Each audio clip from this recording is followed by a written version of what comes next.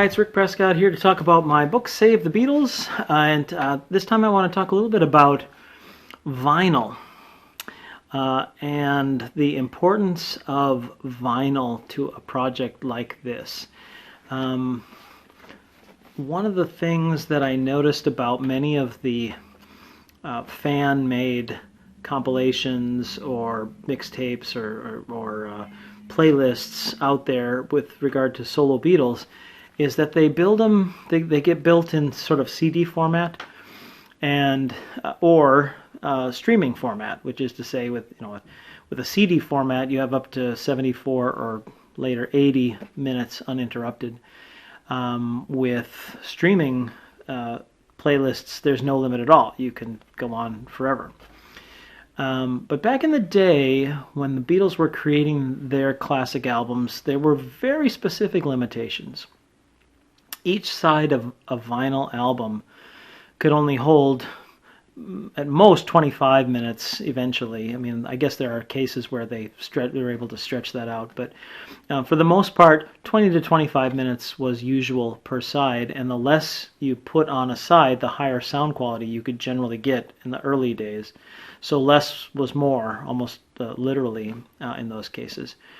And so each project had two sides, and there was a guaranteed intermission between them.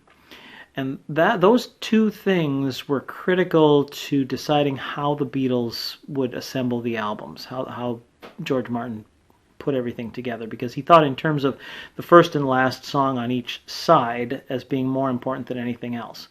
Now, when the Beatles albums were remastered for CD in the late 80s, basically the side breaks just went away, and they were separated by, I think, 3 or 6 seconds of silence, which is not the same as forcing somebody to get up out of their chair and go over and physically flip an album.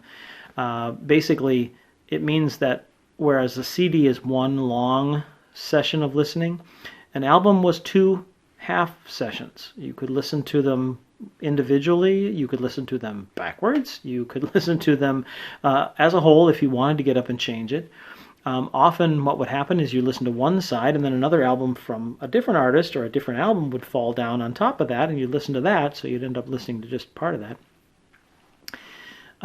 So for this project, because we're talking about the 70s, the CD world did not really begin until the early 80s. If the Beatles had been releasing together in the 70s, they would have been releasing on vinyl still during that time. Longer lengths became possible, higher sound quality became possible based on different improvements in mastering.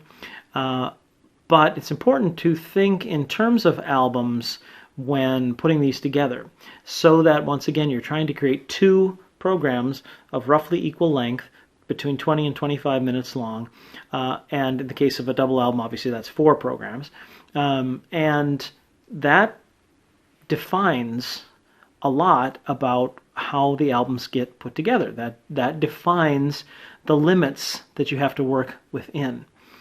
The real reason that I think this matters is that the Beatles, with George Martin's help, became masters of the format. They got the most that you could get out of that format with 2 sides and a gap between them. Now, other artists later on would pick up on what the Beatles did and even go further with it. But what the Beatles did was set the standard. They figured out how to use that medium to best fit their music, and vice versa, to get the music to fit the medium.